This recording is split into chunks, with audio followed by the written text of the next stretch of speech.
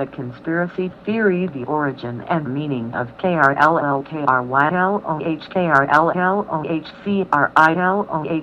The Kryll papers seemingly came out of nowhere and have stirred up a small hornet's nest of speculation. Who is O.H.Kryll? Is the information correct? Are parts of the text correct and parts incorrect? Where did the papers come from? I am going to answer some of those questions in this file. When the aliens landed at Holloman JFB in the 60s, a basic communication was established between the United States government and the aliens. During this communication, a basic agreement was reached, which was the precursor for the formal treaty and the diplomatic relations which followed. The aliens left the hostage with the United States as a pledge of fulfillment of their part of the agreement.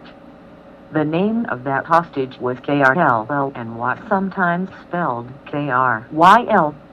I will refer to him as KRL as this was the spelling used in the Majesty documents which I saw. This hostage furnished much information about the aliens which became the foundation of the Yellow Book that was completed from information obtained from the guests at a later date. In order that this information could be circulated and discussed among the military and the scientific community, a pseudonym was coined as a code for information which had originated from KRL. The code name for KRL was Kryll. The initials OH stand for Original Hostage. All information thus circulated from the source KRL was said to be authored by O.H.Kryll.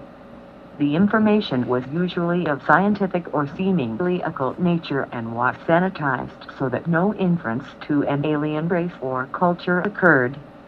This was done so that feedback and recommendations could be gleaned from those experts who were not privy to the secret. It was also used to pass technology from the aliens into the defense contracting community and the U.S. space program. KRL became ill after a few years and almost died, but was nursed by a physician who eventually became the government expert on alien medicine and pathology. My information is that KRL did at some later date die. The pseudonym continued to be used for the same purpose for many years and may or may not be in use at this time. The Kryll papers must have been authored by someone in the government or military who knew this information, because the author O.H.Kryll is an obvious takeoff on O.H.Kryll and thus on KRL. I do not know who the author is, and I do not know if the material is directly from KRL or not. But it is apparent that whoever O.H.Kryll may be, he did know the story of KRL. In my opinion, the origin of the material will most probably be the object of much speculation. I cannot comment on the material which covers information that I have never seen before. However, I can and will say that much of it is correct and agrees with the information that I have already released. I never saw the Kryll papers before in my life until the Society of Puranagro called my attention to them in a file on that board. This occurred only a few days before Christmas, and I uploaded them to Ted Markley as soon as I could. He informed me, however, that he had already obtained them from another source. Bill Cooper Web Part 2 * Grave Accent Revelations of Awareness number 79-25, The Secret of the UFOs. This awareness indicates the dead rows described during that time are remnants of a humanoid species that were left underground for many generations. They have continued in their underground civilization, which, through a network of caverns and tunnels, extends throughout the United States, South America, and in through Europe and other regions.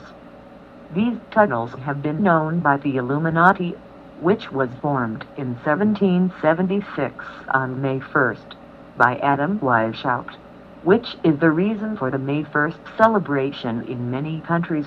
That this Illuminati as the foundation for many of the occult and conspiracy-type organizations that have followed. It was based on the alien contact by these entities. This awareness indicates, of course, there were still earlier contacts with aliens on this planet. These contacts researching back into prehistory.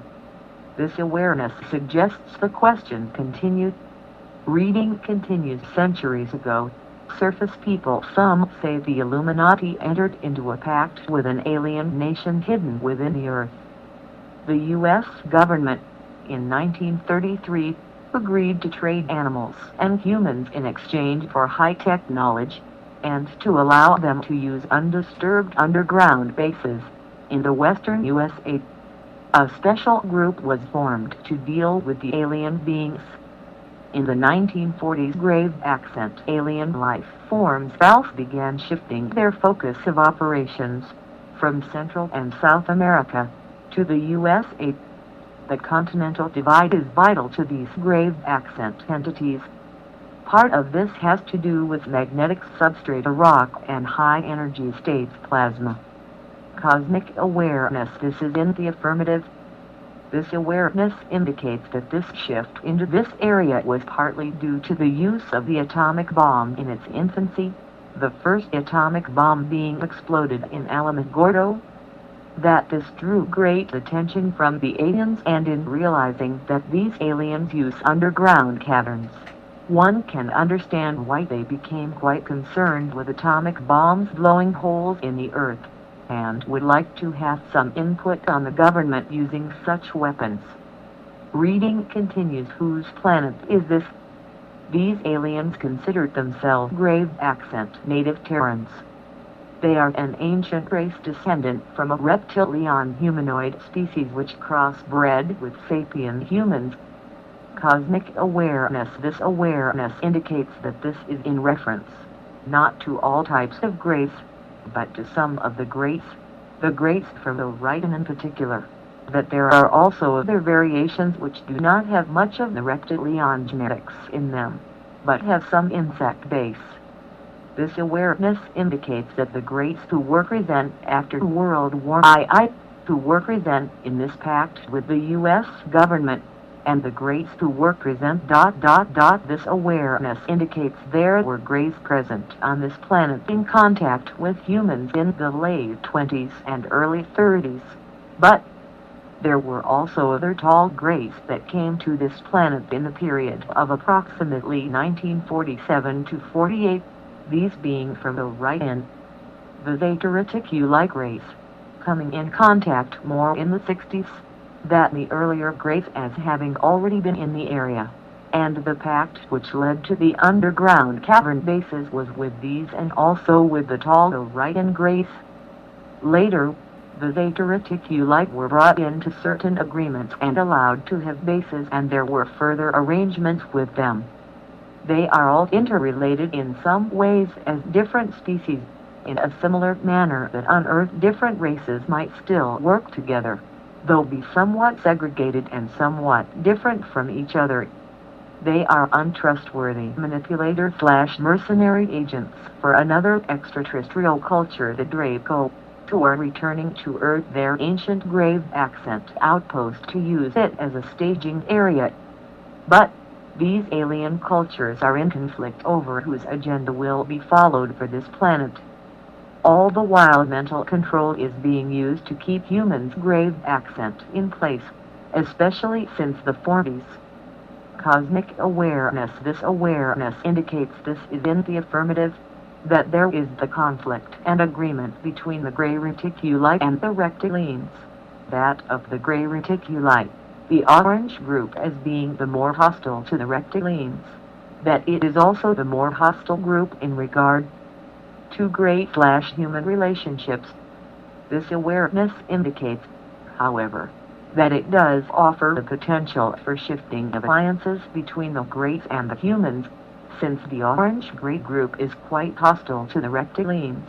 It offers the humans an important opportunity to align themselves with the greats and a potential for the alliance to be used in case of a conflict with the rectilians. This awareness indicates that it would appear that there is the potential of a situation occurring on this planet in which, if the reptilians arrive, the human race would not survive for any meaningful length of time in any quality of life. It appears deteriorate in such a manner that the human race would simply become useful as food for the reptilians. This in the event sufficient numbers of reptilians came and were able to control the masses of humans, and through their present allies, the Greats, it would appear. This would be possible. Without the alliance between the Greats and the humans, it would appear that the reptilians would have very little obstruction to their total dominion of the planet. This awareness indicates there is still the element of the Pleiadians and the entities from Sirius as a potential, but that this is not at present seen as being a great potential, since especially the Pleiadians are in deep trouble at home. The Dulce complex is joint U.S. government/alien base. It was not the first built with the aliens. Others are in Colorado, Nevada, Arizona, etc. Is that correct? Cosmic awareness. This is in the affirmative. The secret activity. Paul Benwick's reports about his study into the Dulce area. Troops went in and out of there every summer, starting in 1947. The natives do recall that. They also built a road right in front of the people of Dulce, and trucks went in and out for long periods. That road was later blocked and destroyed. The signs on the trucks were Smith Corporation out of Pagosa Springs, Colorado. No such corporation exists now. No records exist. I believe the base, at least the first one, was being built then under cover of the lumbering project. The problem, they never hauled logs, only big equipment.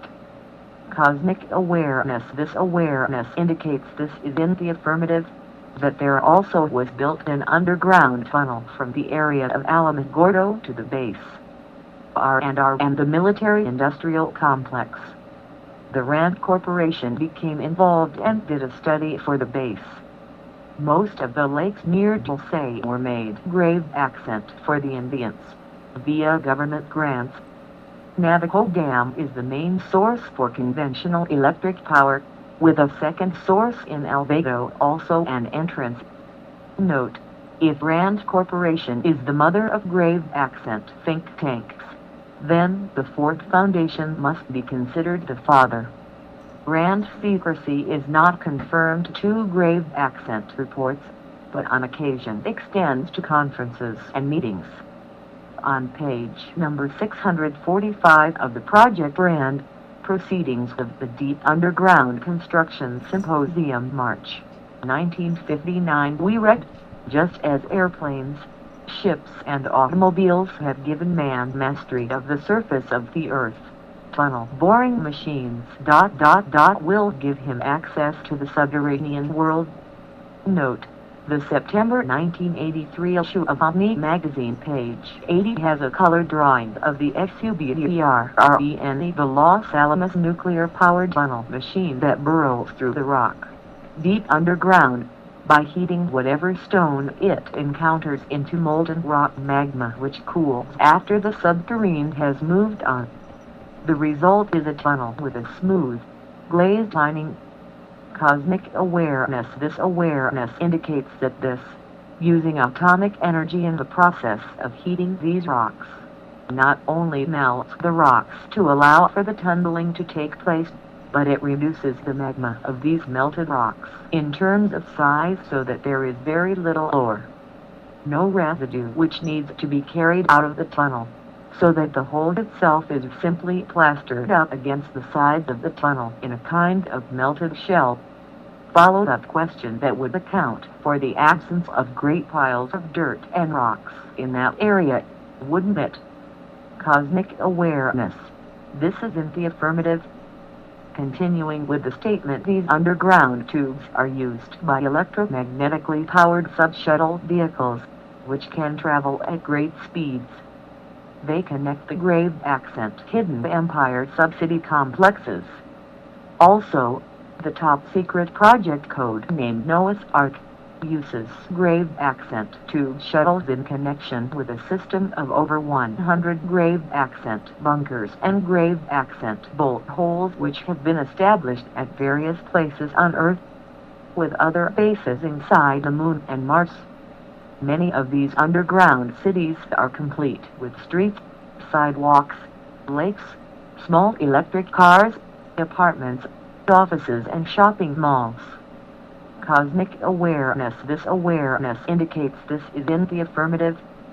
This awareness reminds you that there have been numerous movies that have covered many of the things that are now being exposed as realities.